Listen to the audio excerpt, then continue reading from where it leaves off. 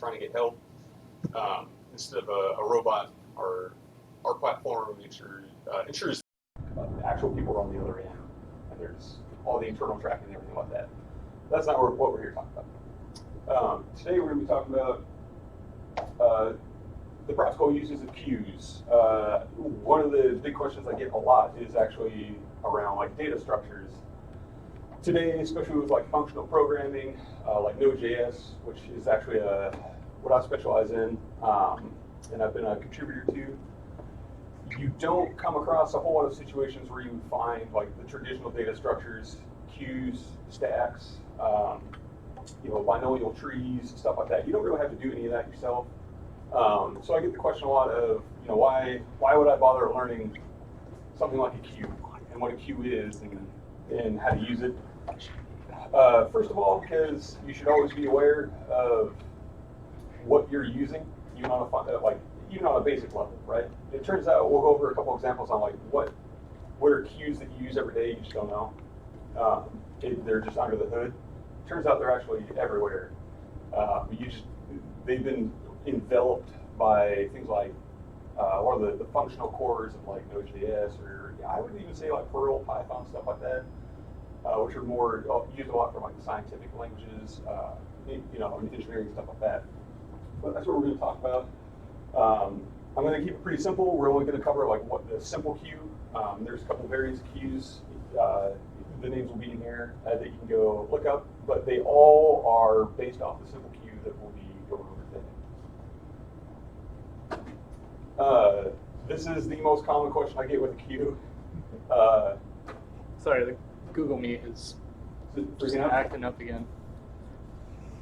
Brief interruption.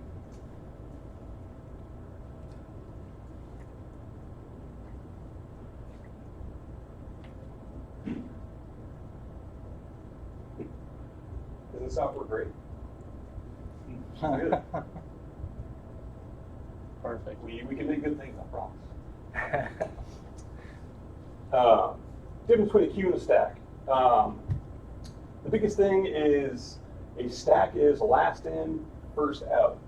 The most common definition for this is a stack of plates that you need to wash, right? As plates get put on the stack, the last one that got put on the stack is going to be the first one you take off to clean, which is last in, first out. So the last plate that's put on top is going to be the first one pulled off to be cleaned. A queue, on the other hand, is first in, first out, which is more like a pipe. You have like a pipe. You're putting like marbles into it. The first marble you put in is going to be the first one that comes out the end. But all of those marbles are going to come out the same order that you put them in the pipe. That's the primary difference between a stack and a queue.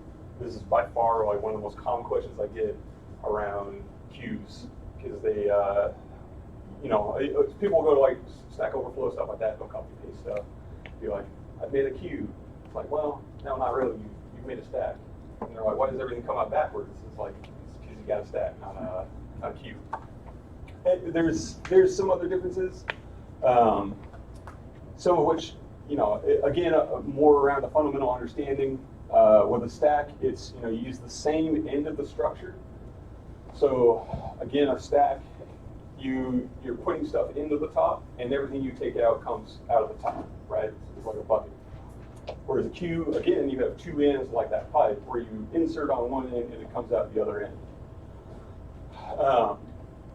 There's these other points about like tracking empty and full states, knowing whether you're, in the case of a stack, if it's empty or if it's full, because both these structures can have capacity, right? Eventually your bucket's going to get full. Eventually you won't be able to fit any more marbles in your pipe until one comes out the other end. And how we track those states differs. But again, we're more interested today, at least, in queues. And with queues, there is technically a larger memory footprint, because you have to store the state of both ends of your pipe, basically, where that sits. The other thing, which is more just a syntactical thing, technically you could use whatever name you wanted. A stack is more like an array syntactually. that you find most commonly. They use push and pop, which is, again, like putting the plate on, taking the plate off. Whereas Q does NQ and DQ. So NQ is putting it in, the insertion in, and then DQ is taking it out of the other end. Those are some of the big differences. And you see the last one for Q, it has different variances. So there's different types of Qs. For like a priority queue, just to give a quick example, it's the same thing, right? You know, you got your pipe, you put your marbles in, except for some marbles are technically like more valuable than other marbles that you want to come out first. So you can technically reorder based on priority in your queue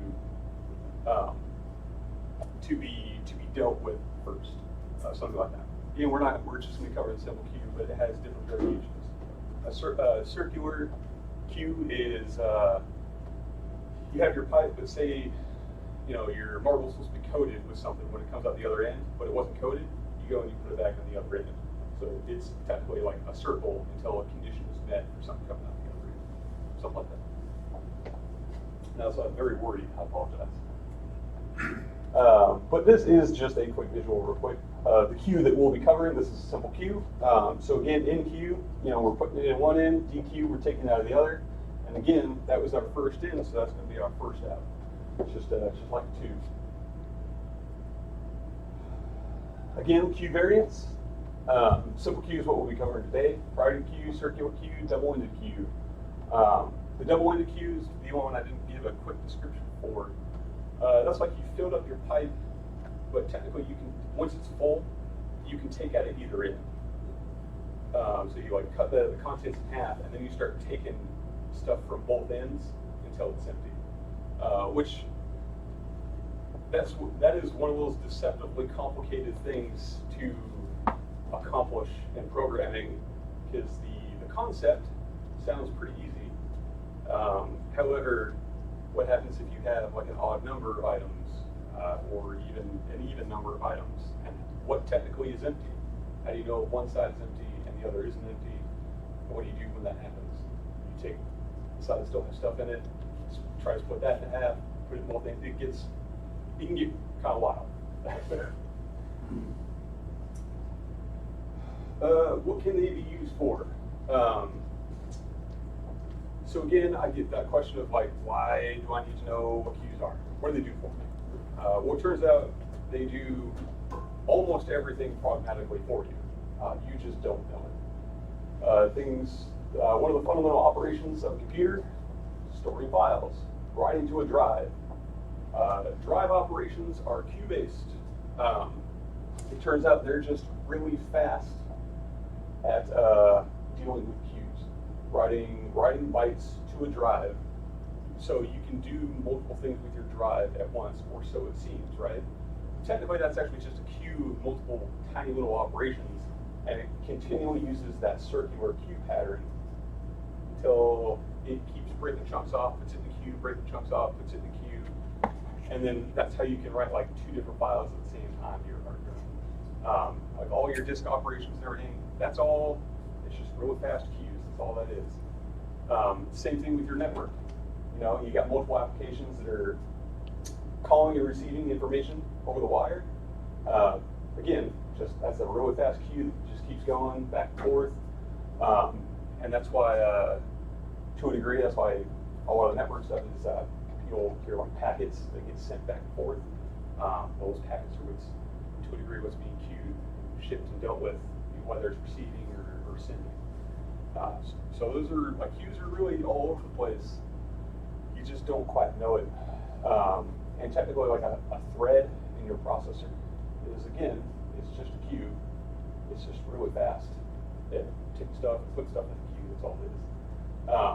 Which is what when we talk about like multi-threading or anything like that, that's just more queues for your computer to do things with. That's all that is. I know it's not very exciting, but I get asked that all the time. What's queue? Why would I use it? Why do I need to know what it is? Common queue uses in like programming. engineering. Like what could you use a queue for? Obviously, different than just like writing to a file system, because like the OS handles that for you. You don't need to do anything with that. The number one thing is in order processing. In this particular instance, it's a USB storage device. So the original USB storage devices did not handle things being written to them very well. So if you were writing to a external storage, you would have to queue up things that you wanted to write to that device. Because if you tried to do two simultaneously, it would start corrupting data on the drive, which is obviously not what you wanted. And this is actually still can be true for high performance applications that are supposed to be high performance, need to read write very quickly, but they're trying to run on a machine in a data center with like the old school spin drives.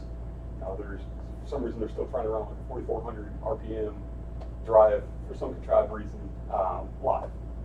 You'll need to be able to limit how many actions is happening, how many files you're writing, and then of course keeping things in order that you need to get written.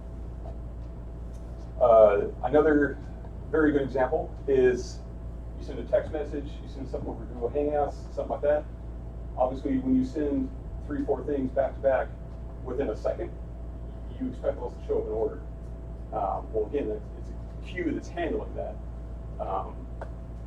and that maintains that order for it to be shipped to whoever you send that to.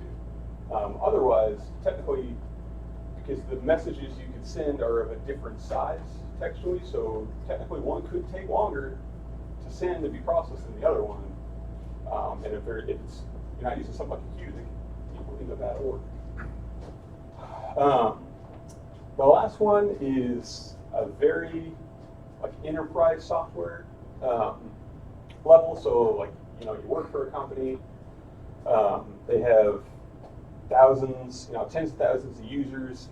They're all producing data, and this could be, the type of data doesn't necessarily matter as long as you know it needs to be kept in order.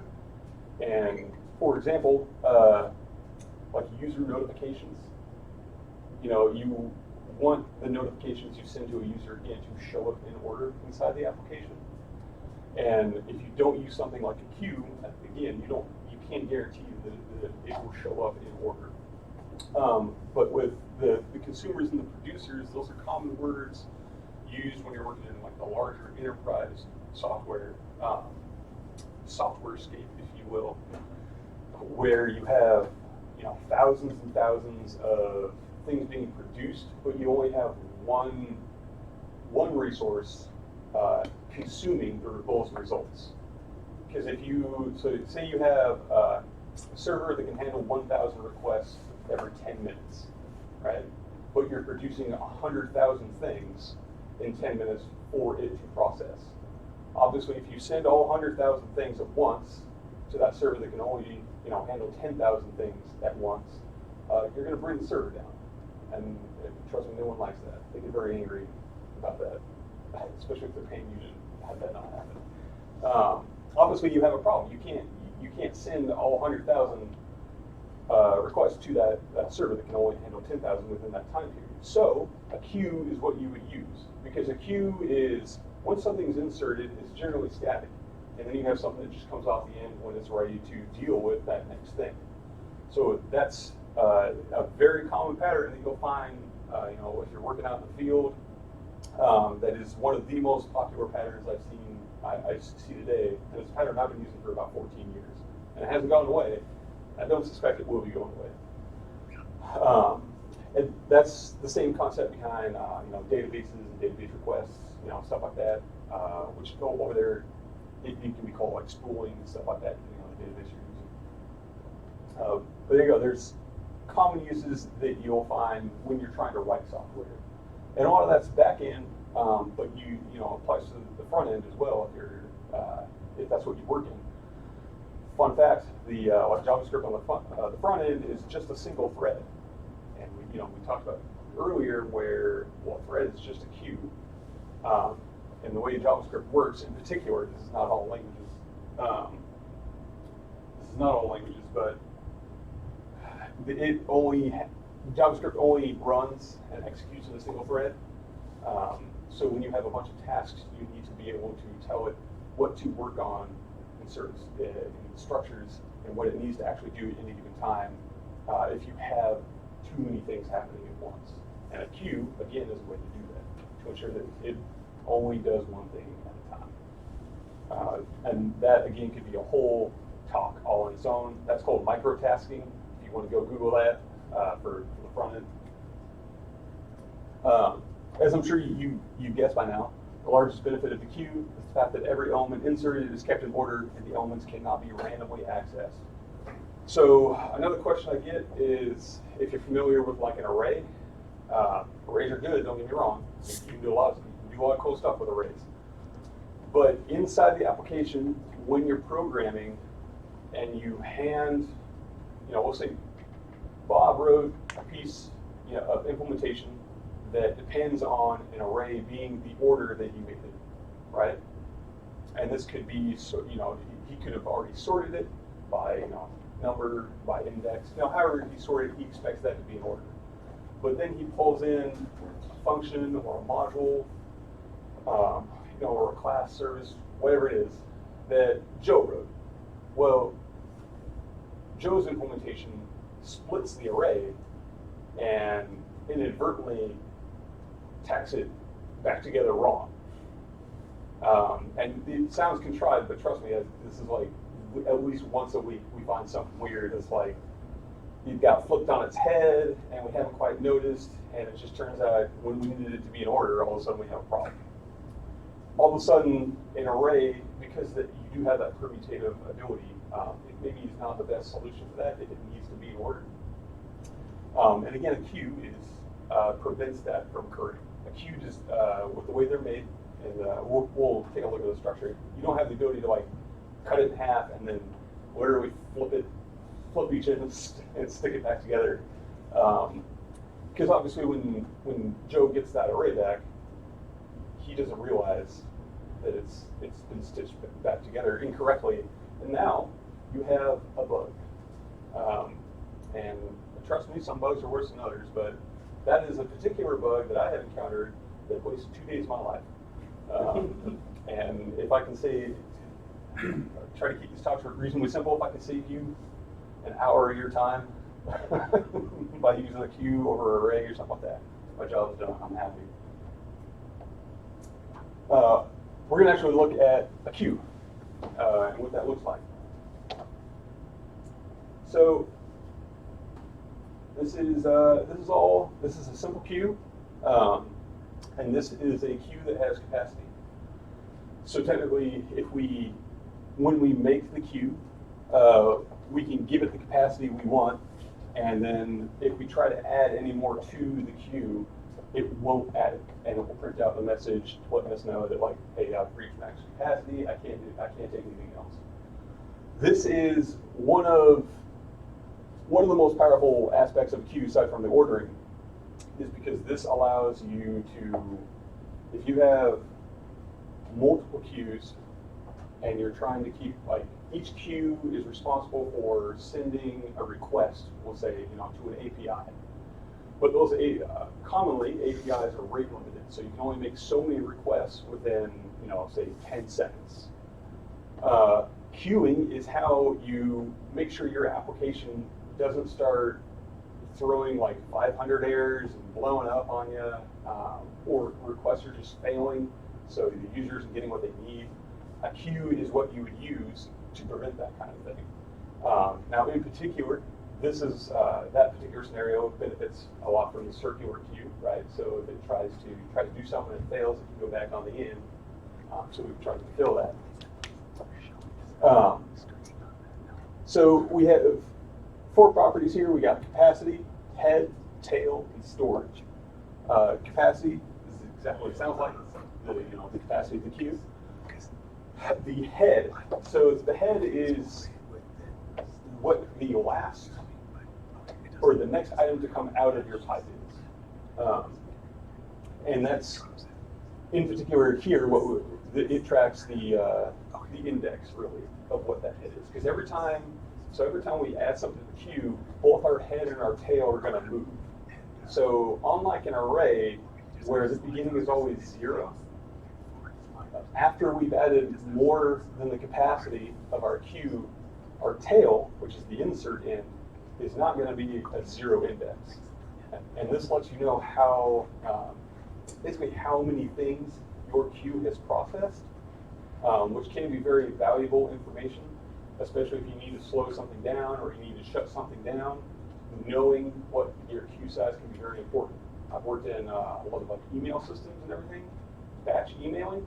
You should know how many emails you're going to send, and then you should be able to look when it's done processing at your queue length and see, did it send that many emails? You know, did I have that many successes?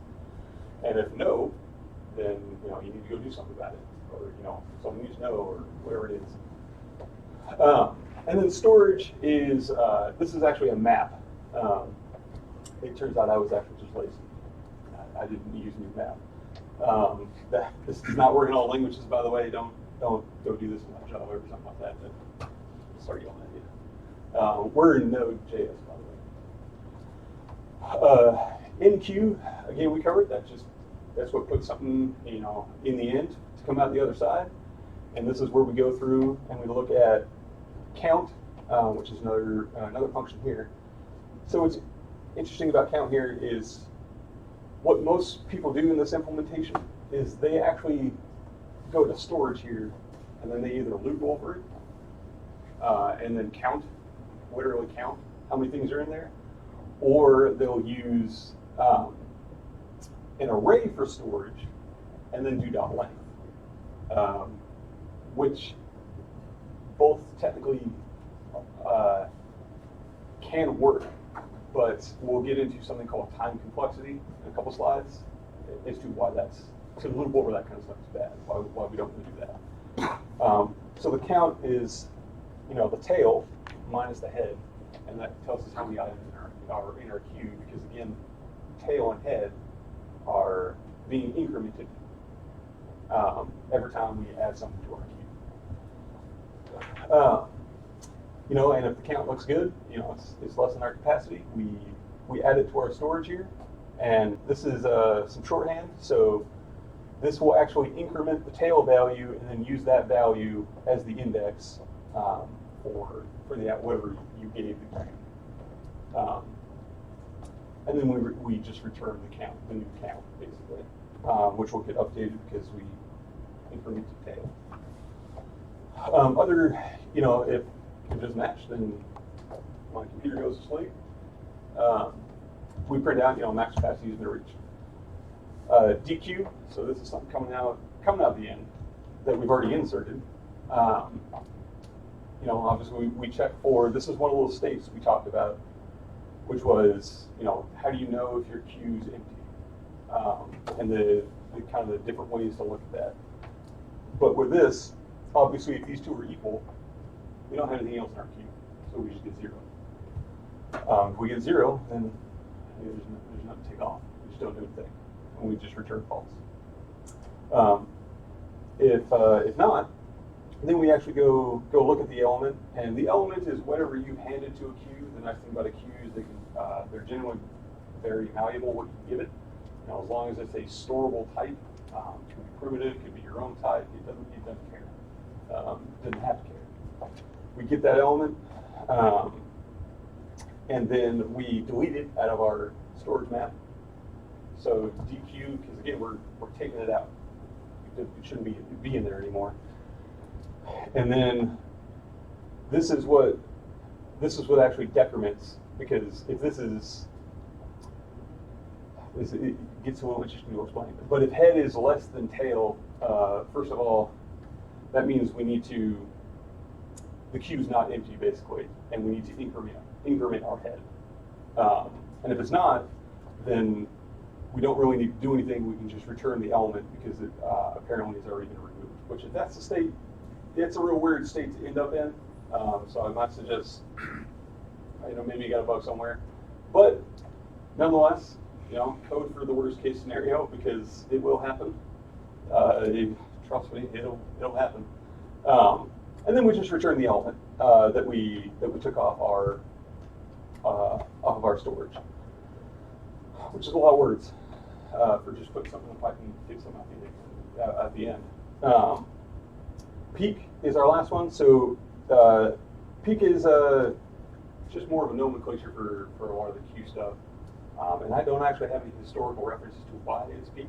But all that does is that actually returns the element that is next to be taken off of your queue without taking it off your queue. So basically, it gives you insight into what the next thing in your queue is. That's all that is. I mean, this, again, it's not rocket science, but this is it. But this can be a very powerful structure to use, especially in, like, again, today's very API-driven ecosystems. API limits are everywhere. I mean, I've enforced them. I've had to deal with them. They're everywhere. The chances of you writing an application these days where you don't need some external API is almost zero, I'd say. It's very unlikely. I'm saying it can't, but very unlikely. And that is one of the number one scenarios that I do find a queue comes in handy is when you start running into those API limits where you can only make like 100 requests every 10 seconds, right? So we need to make sure those get spanned out, because if your option is wait for success or do it as fast as possible but probably fail, failing is probably not the option you want to take. First of all, because your senior engineer is not going to like you. I'm not going to like you. I'm going to go up at 3 in the morning because something's blown up. Or for, if it's your own application or something like that, it's a bad user experience. It's an error that is avoidable with some forethought that you don't really need to put them through. All right. I know it's very wordy. All right. So now that we've looked at the queue, we've stepped through how it's built and what it does, which is pretty short, not too exciting. I'm not going to go into like an algorithms class or anything. This is just something I'm gonna touch on. Queue time complexity. Time complexity is one of your greatest concerns when dealing with algorithms and programming. And on a fundamental level, on a very boiled down level, really it stands for how many times do you need to loop over something to get what you need out of it. So if you have to loop over every element in our queue storage, that is in operations, because it has to do an evaluation every time you get to the next index. And every time you do that, it's going to that takes more time, and that adds complexity to the processing. Time complexity. And it can get more advanced, but really the biggest thing is the amount of times you need to loop to perform an operation. So if our queue has to loop over every element it has every time we do like a peak or something like that, there's no real reason for us to have to do that. But this is where, like, this time complexity concept is where people get really hung up. And because our natural tendency is to say, oh, well, I want to go the length of something, I want to, find something where, the first and the last element or the middle element. Math is much faster in the pragmatic world than complex data traversal. So even though we have like a simple structure that we've built, traversing that structure is going to take more time than simple mathematics. Which is why when we looked at our count, why we had our tail minus our head. We didn't go and loop over everything in our storage because we already had the numbers we needed to know what the length was. So a queue, a simple queue like what we looked at,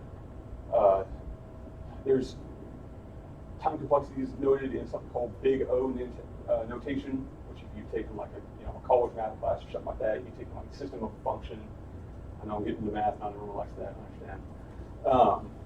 But you see like O, just like this, O1, and that means one operation, one evaluation for an action. When you loop over something, this becomes O in, meaning you don't know, because it could potentially be the length of your entire storage inside of your queue. You could potentially have to loop over and evaluate every single thing in your queue. Whereas with the queue we just looked at, every operation we have in there is O1, because we have one evaluation to do inside of every single one of these functions. I won't spend any longer on the math stuff, I promise. Using queues. So I wrote like a small example that we're going to take a look at real quick. It's nothing too wild. Just to give a good example of, especially like the network, the API stuff. So, obviously there's time, travel time, and processing time when you make an API request, right? Your machine has to put packets on the network takes it, wherever it's supposed to go based on your IP or result domain. It does some processing, and then it puts it back on the wire, and you get it back, and it's all great and dandy and everything, but there's still time. And this is, that time gets bigger and bigger the further outside of your application you go. Because really what's happening is that it feels like you're just sending one request, but chances are what's happening is you're sending a request, their API is getting your request, and then it's sending 15 other requests to get tidbits and pieces, and then bring it all together, stitch it all together, and then that's what it sends back to you. That's where we get into very slow network calls and stuff like that. If you've ever sat on like a web page and took 15 seconds to load, it's because it's trying to reach out and stitch all this stuff together and make database calls, and if one of those is slow, the whole thing is slow. Anyways, so we're gonna take another look at this. This is not O1 because I have loops. So that queue structure we just looked at, I'm just bringing it in here so we can use it. Job we'll take a look at in a second. This is just a random number generator to give us a random amount of time to wait. That's all that is. That is a very nice trick for a random number. That's a very safe way to do that. I create my queue. I want to add technically 6 items because this is inclusive. And then we're just making a new job, giving that job X amount of time to run. We'll go take a look at this, actually just a timeout in there that ticks. And then we tell the job to start. And then this right here, this is what checks our queue. So every second, it's gonna go through and look at the status of our queue. And then if the peak object on our queue is done, it's gonna pop it off and then print some stuff out. It's not very exciting, but it will show some use for time management. Well, I suppose you probably want to see job actually. So this is all job is. It's just a class. It takes in time to do. That's just time for it to basically wait to say yeah I'm done. Done is false, and then timeouts just the result of the set timeout, so we can throw it away. And as you can see, all it does is make a timeout and set down to true whenever that's done. Stop, we don't use it, but I carry this class around just for lots of examples. And then is done just returns the value of is done. That's all it is. It's nothing wild. So we're going to go run that code real quick. So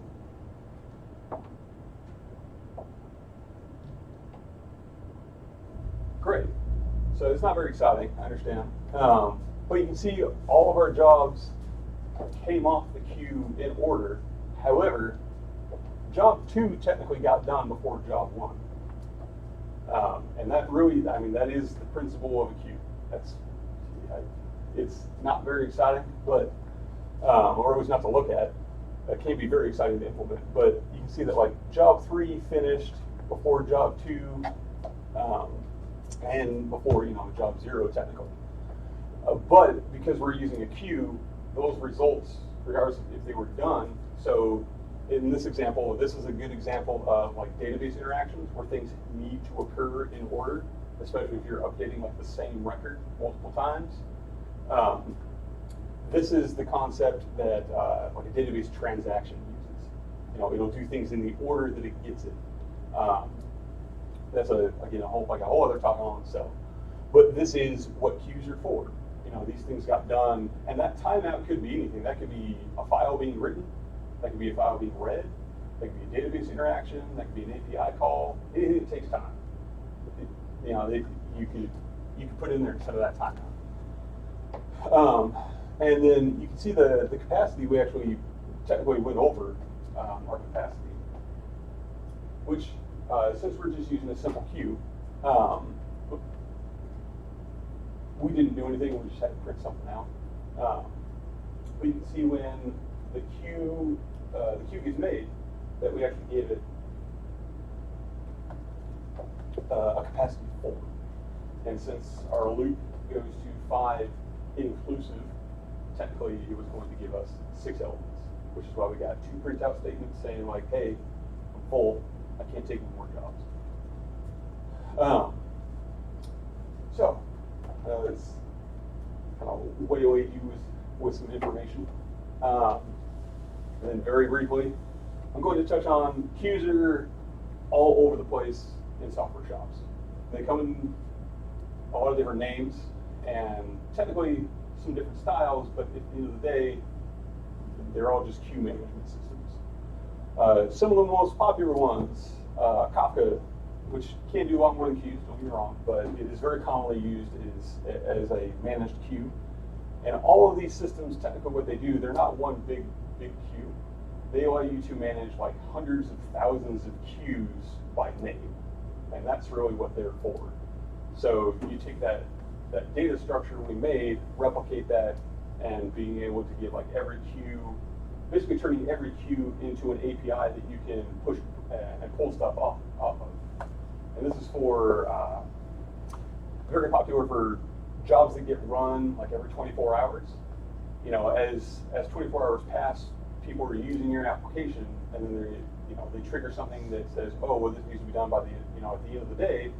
Well, they shove it onto the queue to get done, and then when that 24-hour mark hits, you got something that starts pulling stuff off that queue and processing, and it just sits there and chugs along. And when it's done, it'll pull the next thing off the queue.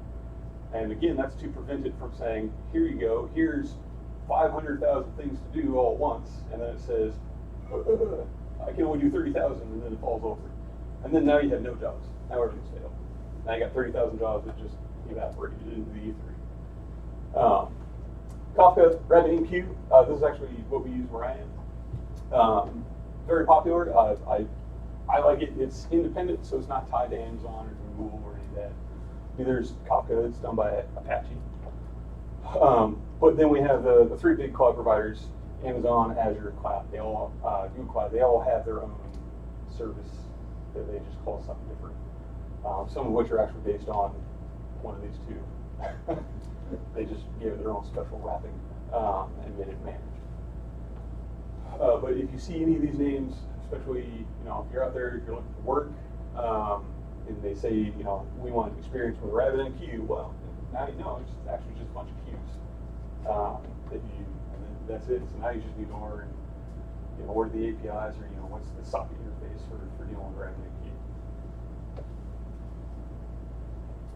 This is kind of everything I just went over to a degree.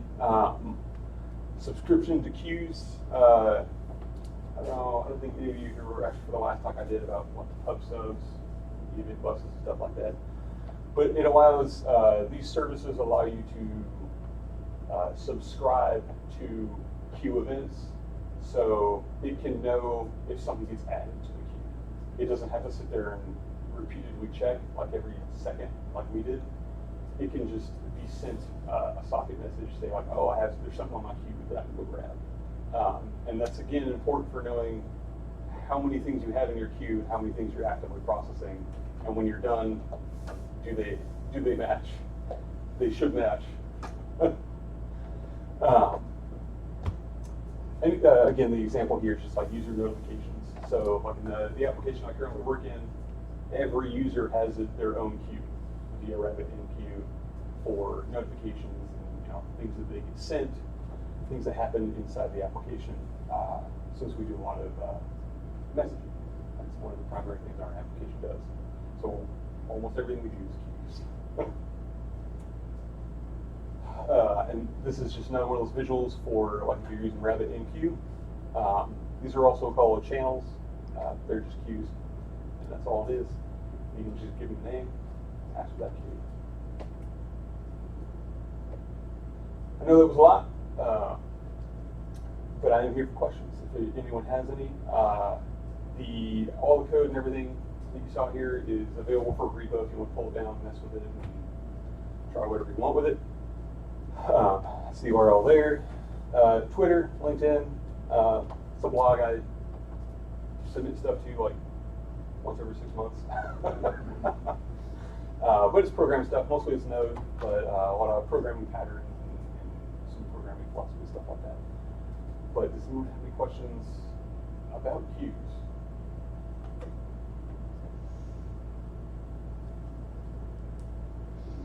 All right. Well, I guess we're about there. I kind of have a question actually. Still trying to figure out exactly what it is, but is there any scenarios where a user would have multiple queues? Oh, certainly. Set up? Yeah. So like the examples I gave were notifications, but a user often has far more interactions than just like the little notification bell on your app. Mm-hmm. Way more than that. So like another queue inside of our application is on-read messages. So they were sent a message, but they haven't clicked into the conversation to read it yet. That's another queue for a user.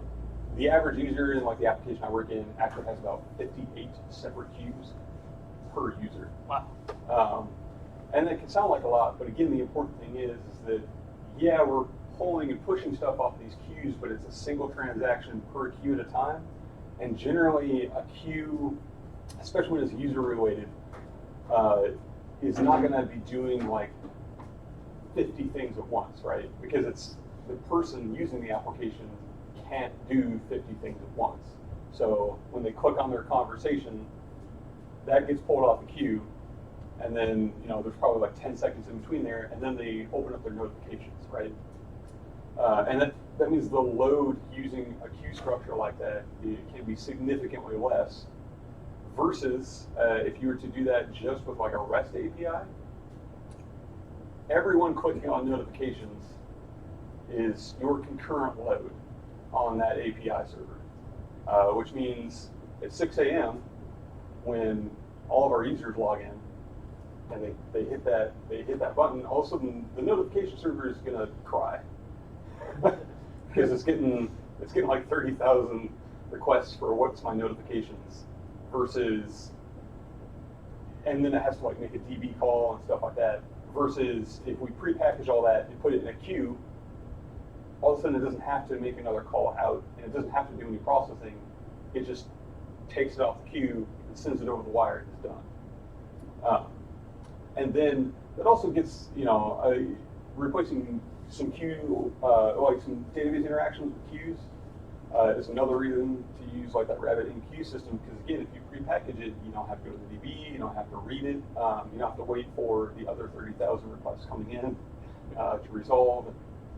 So it becomes a significantly faster system than if you were trying to scan for one record. So like the average amount of notification records in our DB is about 1.3 million. Now go scan for 30,000 records wherever they are inside that. Even if you do have appropriate indexing, that's going to get real slow real fast. It's not going to be a good time. Hopefully that answers your question. But yeah, definitely, especially on the user front, your users will definitely have more than one queue, for sure. Okay. And it's even from, like if you're on the back end, service-to-service interactions, stuff like that, one service is almost guaranteed to have more than one queue. I've used queue systems to actually do like infrastructure releases, stuff like that. So I'll queue up a bunch of commands for like AWS that I know have to happen in a particular order. What I don't want is them all happening simultaneously. That's how you get a lot of failures. Something can't connect to something else. You need to start from the bottom up, or the top down for shutting down, and then the bottom up for starting everything up. So you need to make sure it's all in order. So I wrote a script for AWS that used queues to ensure that everything happened in order for shutting down infrastructure, way back up. So you can use them all over the place. Nice. That's about all I got. I have one other question. How did you get comfortable with big O notation or like algorithms? Thinking about algorithms. I broke a lot of stuff. Yeah. For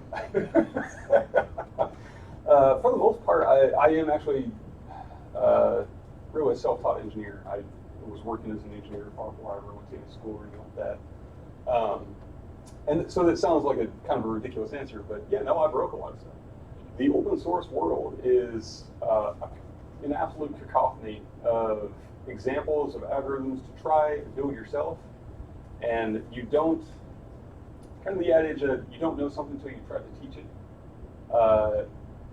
I would suggest, go, instead of taking my examples, go and try to write a queue with no loops yourself. I certainly showed you an example, but there's different permutations out there as well. So, you have the concept of a circular queue now. Go sit down and try to write a circular queue by yourself, or go to some of these open source projects, or even some of these packages that you can find. You can just go look at the algorithm they use for whatever their application does. There's also there's a couple sites that you can go to that do now, which I would have killed for when I was learning. I think it's HackerRank. That's the one. They actually have some very, very, very good exercises all about algorithms and about O notation, and they break it down pretty consumably for why you want to build something this way versus the other way, and what kind of that big O notation is. And no one ever takes the suggestion, no one ever likes it, but go take an Algebra 2 class, because then you'll learn system of functions. And once you learn system of functions, you realize that everything you write in code is just a system of functions. That's all it is. That's all that's happening. And then the result of those functions is just getting passed around. That's all that is.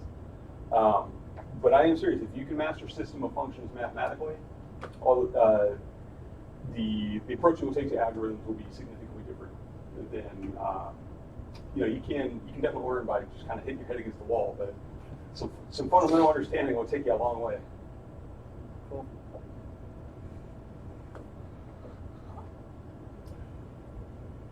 Awesome. I think we're there. Thank you.